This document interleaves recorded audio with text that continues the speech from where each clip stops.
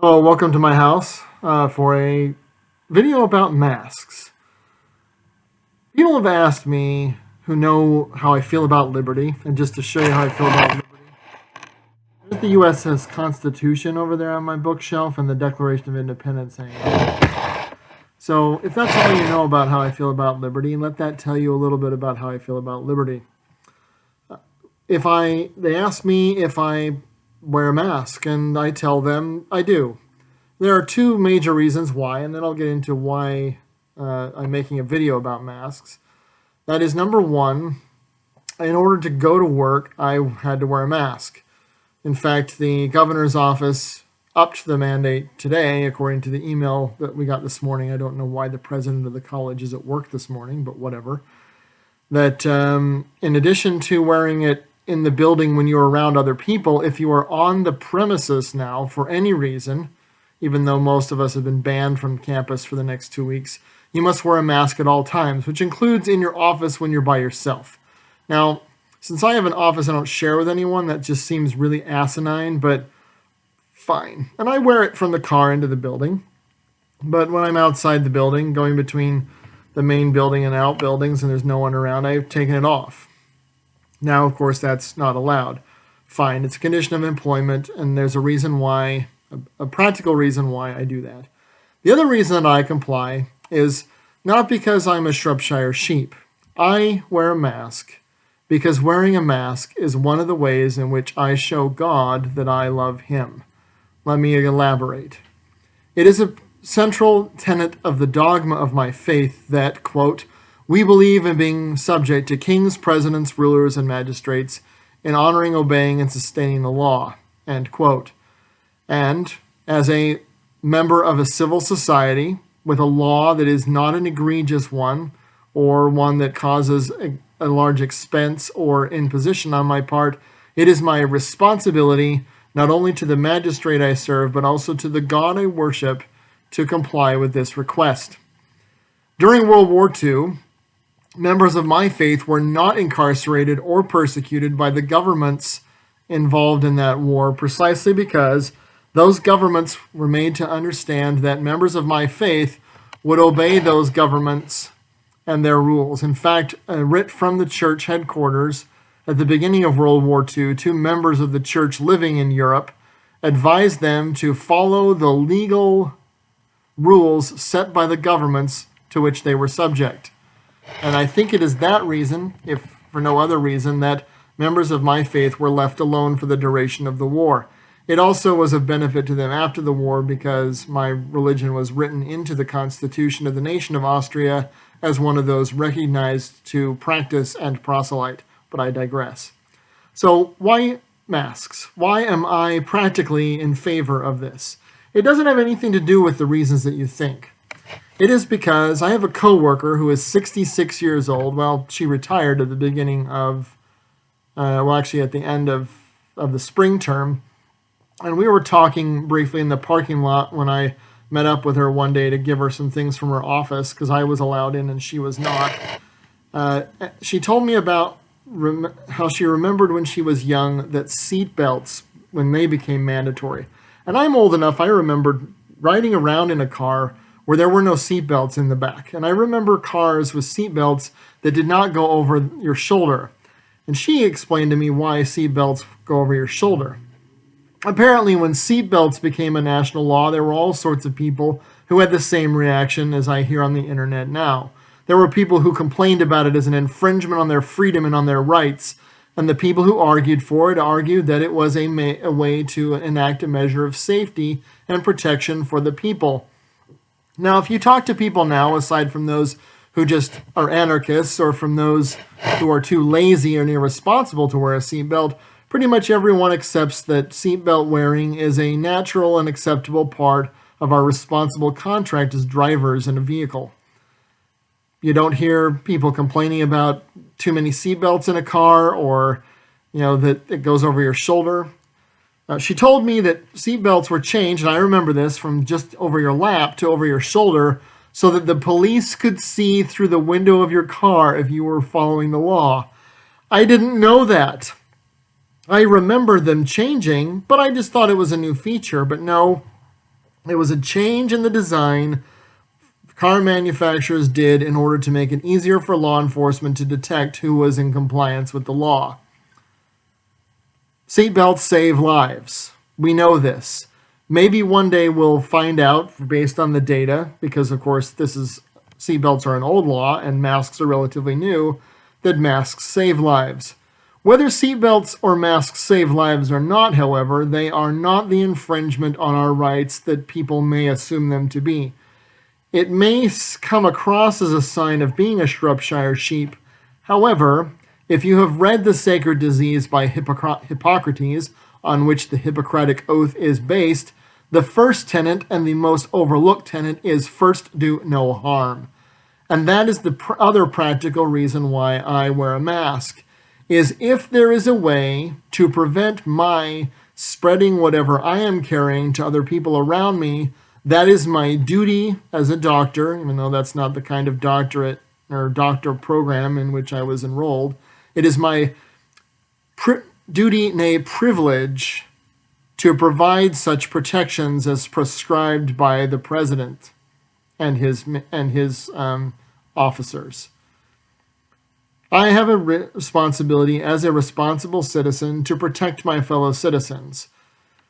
Many of the people arguing for freedom and arguing against masks are the people who claim to be ready to jump up with a gun and defend the shores, but they won't don a mask and protect others around them from the spittle and the droplets that we expel simply by talking.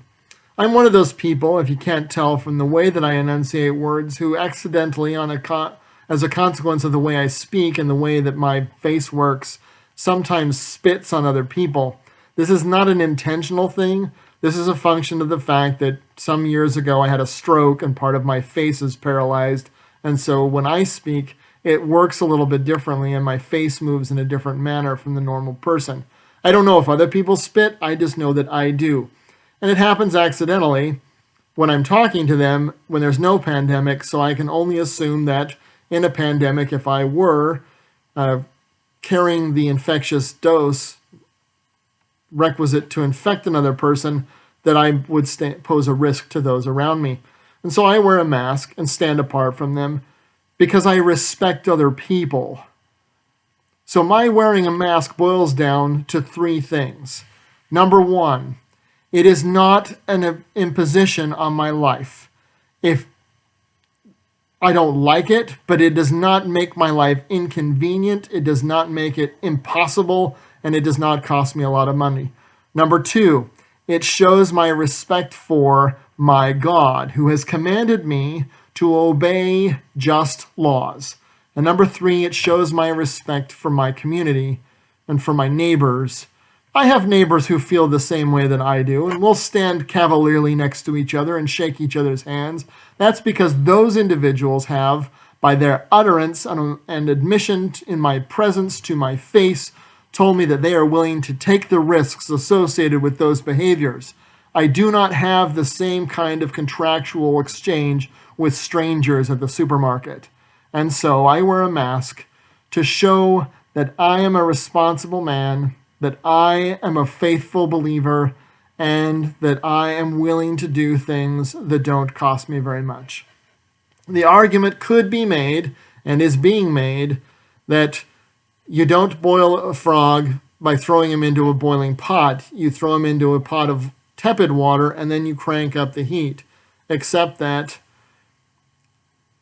wise heads sometimes prevail in the future as evidence comes to light, and it may come to pass that we find that this has nothing to do with oppression of the people, that we return to our normalcy at some point in the future, and that masks are, at best, a keepsake that we have from some point in the past when we were behaving in a way that reflects the responsibility of a citizen to his neighbors. Jesus further commanded, "Render unto Caesar the things that are Caesar's." Caesar has commanded us to wear a mask and stand apart. We can still converse with other people, transact business with them, attend church, even attend Thanksgiving. And I am grateful this Thanksgiving for the ability to leave my house and still move about.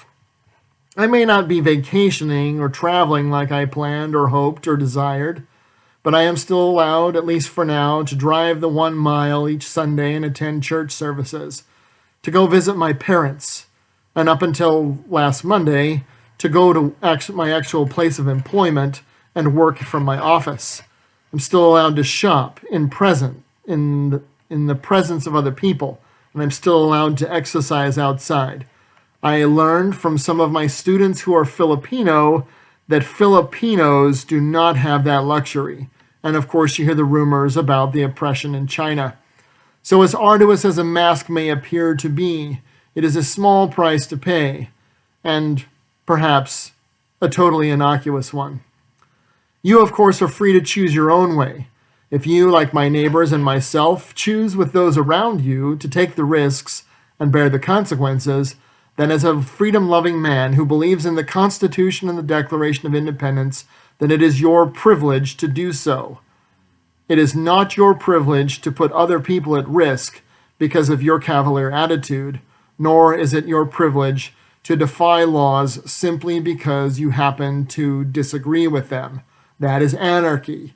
And for several months this year, although I haven't heard about it much since the election, there was rioting and looting in the streets over police oppression. But there have been no riots, no looting about wearing a mask. In fact, the rioters and looters often don't wear them at all.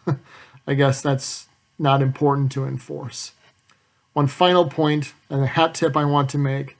I heard yesterday that the NYPD has refused to enforce Governor Cuomo's order to ban people from getting together for Thanksgiving.